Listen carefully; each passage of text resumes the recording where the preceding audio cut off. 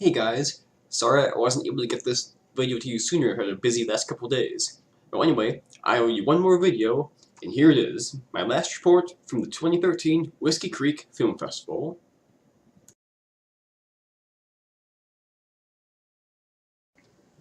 Well, the last movie I saw of the festival was on Sunday when I saw the movie Standing Up. This was the free kids screening, or free family screening, I should say. And just to be straight up honest with you, I did not expect to enjoy this movie. Watching the trailer and reading the synopsis, I expected it just to be sort of a dull, sentimental, sanitized, basically a glorified 90-minute long after-school special. But believe it or not, I actually enjoyed this movie quite a bit. I think the major reason why I liked this movie so much was the fact that it has two really good young actors in the lead roles. The two main actors are Chandler Canterbury. You might recognize him as Nicolas Cage's son in the movie Knowing, which is really underrated. And Annalise Basso, she plays Grace, and she's actually the brother of one of the three kids from the Kings of Summer, just another way in which this film festival sort of eats its own tail sometimes with the movies that are shown. Well, anyway, this is an anti-bullying movie based on a very well-regarded young adult novel called The Goats, set in the 1980s, where these two kids are at summer camp and they're basically dragged out of their tents. The bullies swim them out to an island, strip them naked, and then strand them there, hoping to come back and humiliate them later on. But they make their way back to shore, although the current takes them a ways away from camp, and then they have to both try to find their way to camp and try to buy their time because none of them really want to go back there just because it's so full of bullies and such a bad place for them. They have to get back to camp because Grace, the Annalise Basso character, had talked to her mother who was coming to visit them up there in a couple days for their parents' night or whatever.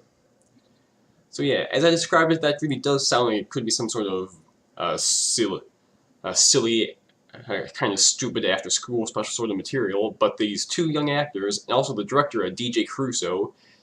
DJ Crusoe is best known for the movies Disturbia and I Am Number 4. This was actually a passion project for him. I can even imagine he probably did movies like that in order to get funding for this movie. And yeah, you can really tell that he cares for this material because he doesn't over-sentimentalize it, although there are very sentimental music. The music in particular is a bit over the top and overused at times, and he makes no bones about how mean bullies can be, in that bullies aren't all just wimps under a tough shield. He doesn't always make that illusion, although that does happen at one point, which I'll get to later. And basically, he just directs these two young actors really well and makes them create real characters. So, but even though I do like this movie a heck of a lot more than I expected to, there are parts of it that are just really kind of silly, really kind of almost head-slappingly stupid. First of all, let me say this. I went to summer camp a lot as a kid. I've worked as a camp counselor during the summer. The counselors in this movie are the most incompetent, almost borderline corrupt, stupid camp counselors I've ever seen in a movie. I mean, they're that bad. I mean, I'm just going to describe one sequence to you. This is one little detour that the kids take in the movie that really is kind of emblematic of all the problems that this movie has. Through one circumstance or another, they find themselves at a different summer camp, and they're taken under the wings of some sympathetic kids who are letting them stay overnight there before they can make their journey back to their original camp later the next morning. And so at one point, there's a dance. And everybody's dancing there, and when you start to wonder where the counselors are, the camera cuts and shows the counselors all playing poker around a table, presumably in the corner, but I think it was actually been a completely different set, because you never see the counselors and the campers in the same shot until the very end of the scene. Well, anyway, at one point in the dance, these two kids who naturally for these other movies are kind of shy and withdrawn, they're both dragged out onto the dance floor, and kind of an interesting part of the movie that makes you really think about some sort of gender double standards in this movie. The boy is dragged onto the dance floor by a girl, and we're supposed to find that funny. But while the girl is dragged onto a dance floor by a boy, we're supposed to find that disturbing. Think about that for a little bit. Oh, and by the way, that boy who drags her out on the dance floor and begins kind of messing with her, almost groping her. Now, we know he's a bad guy because he stands about an inch and a half taller than the rest of the kids. Yeah. Is introduced from a low-angle shot with his arms crossed across his chest, and even though everybody else wears their official, green official camp Everwood or whatever it is t-shirt, his shirt is always black. Yeah, so yeah, we know he's a bad kid right away. And so then when the boy sees the girl, I should mention at this point the two of them have been given the nicknames Bonnie and Clyde. So anyway, when Clyde sees that Bonnie's being forced onto the dance floor by this boy here, he goes and tries to excuse me, rescue her. And then when the boy tries to brush him off using such unfortunate dialogue as you should just blow this jerk off. Think about that for a second. Well, anyway, Clyde ends up kicking the bully down, and that's the first time we actually see the counselors interact directly with the campers. Not when both these characters being dragged against their will to the dance floor and being groped. It's not until the Clyde actually kicks the bully down. But I do have to give the movie credit for not getting Clyde in trouble for this. They kind of brush it off. The counselors do, even though that probably does make the counselors even more incompetent in that way. Well, anyway, aside from that sequence, which is really kind of almost hilariously bad to watch, there are some other silly moments too, like when the girl's calling her mother after they escape from the island and find new clothes. She is completely unable to tell her mother what happened to them.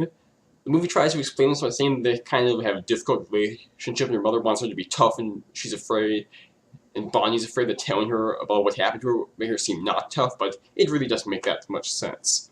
And near the very end, there's one absolutely hilarious scene where she's talking to her mother who has finally figured out what's going on, and she can only give her the most generic clues as to where they're standing, because she doesn't know where she is.